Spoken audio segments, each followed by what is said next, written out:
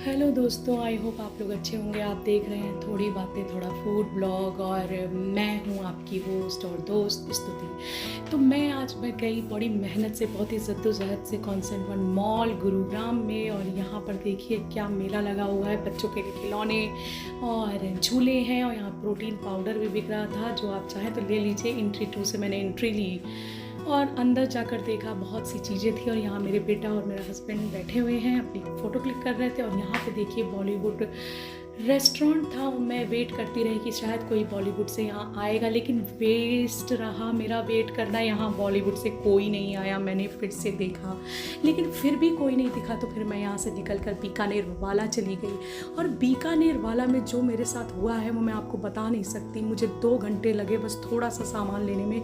थोड़ा सा सामान में क्या लिया वो मैं आपको बाद में बताती हूँ। और इसके अंदर गई और ये लोग आज सोच रहे थे कि भैया मुझे आराम करने दो, मैं आपका कोई काम नहीं करूँगा। इसी के लिए मैंने जब अंदर जाकर देखा तो एक अंकल जी लड़ रहे थे, जो ये कह रहे थे मैंने पनीर कटलेट मांगा था, आपने मुझे चाय की स्लिप क्यों दी। भाई ये सब प्रॉब्लम सॉल्व होने के बाद मैंने कहा चलो भैया मैं भी लाइन में लगती हूँ, मिठाई शिठाई देखती हूँ। और इसके बाद मिठाई शिठाई देखने के बाद मैंने देखा कि यहाँ पर बड़ी लंबी लाइन है और यहाँ पे मोइतो भी मिल रहा है। पर मैंने ज़बरदस्ती यहाँ से उठा के थोड़ा सा माउथ फ्रेशनर खा लिया, जो फ्री था, जिसका कोई कॉस्ट नहीं दिया मैंने।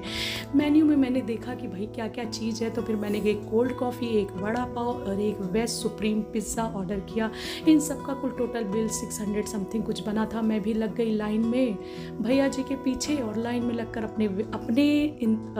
अपने टाइम का मतलब अपने ऑर्डर का इंतज़ार करने लगी कि मुझे ऑर्डर देना है। मैंने देने के लिए गई और वहाँ पे देखा कि वड़ा पाव मिल रहा था, वो मेरा नहीं किसी और का था। फिर मैं आई कोल्ड कॉफ़ी वाले काउंटर पर और भैया को तलाशा, लेकिन भैया दूर दूर तक नहीं दिखे। सिर्फ मोइतो और ये लाइम सोडा वगैरह की बोतल मिली। और वो एक अच्छी चीज़ बात थी कि यहाँ पे कॉफ़ी के बीन्स थे जो क्रश करके कॉफ़ी बनती। मैं इंतज़ार करती रही पर कोई भैया नहीं आया और मैं बहुत दुखी थी। मैं खुद एक भैया को बुला के लाई, लेकिन मेरी ये सबसे बड़ी गलती थी, ये भैया को कुछ नहीं आता था। इन भैया से हमने कहा भाई मेरी स्ट्रॉन्ग कॉफ़ी बनाना और शुगर कम रखना, लेकिन इन्हें यही नहीं मालूम था कि सी फॉर कॉफ़ी होता है। और इन्होंने क्या मुझे बना के दिया मेरा भगवान जानता है। इन्होंने भैया कुछ नहीं किया, बस एक वनीला आइसक्रीम निकाली, बड़े मज़ेदार से। मैंने कहा वाह वाह क्या बढ़िया थिक कॉफ़ी मिलेगी।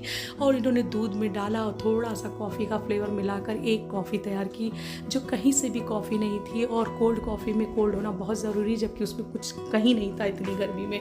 इधर चाय का पतीला सूखा पड़ा है। 4 लोग लड़ रहे थे कि मैंने 4 घंटे पहले आपको बोला था मुझे 3 कप कॉफ़ी चाय चाहिए, पर उनको भी चाय नहीं मिली। बहुत ही गलत बात है।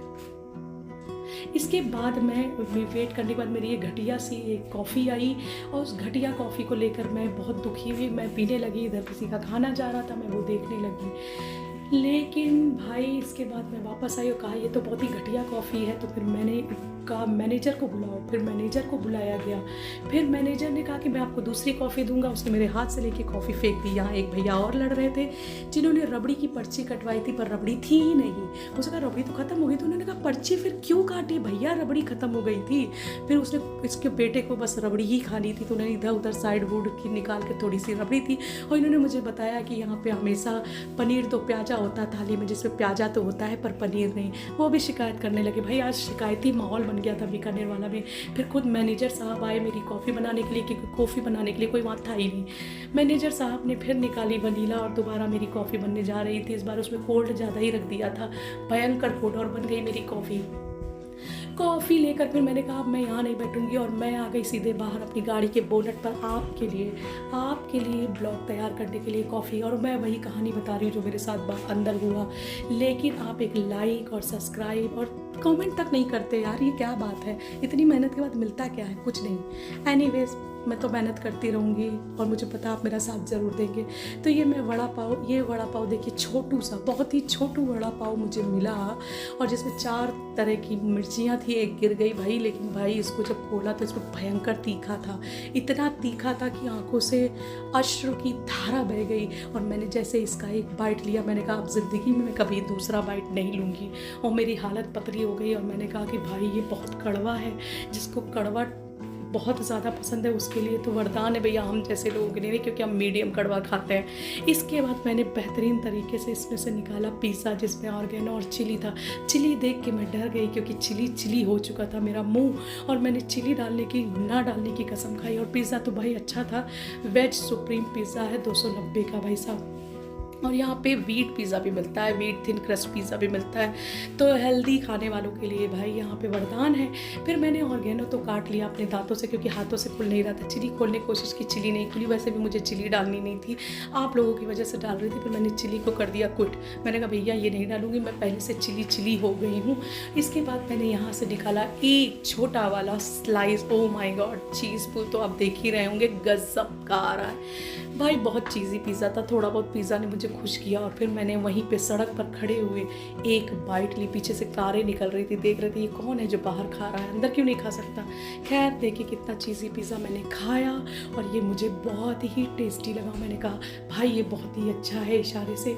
तो भैया आज का एक दिन ऐसे ही गुजरा। अगर आपको अच्छा लगे ब्लॉग तो भाई लाइक सब्सक्राइब ज़रूर करिएगा। अब ये सब लेकर मैं कार में जा रही हूँ, घर जा रही हूँ, तब तक के लिए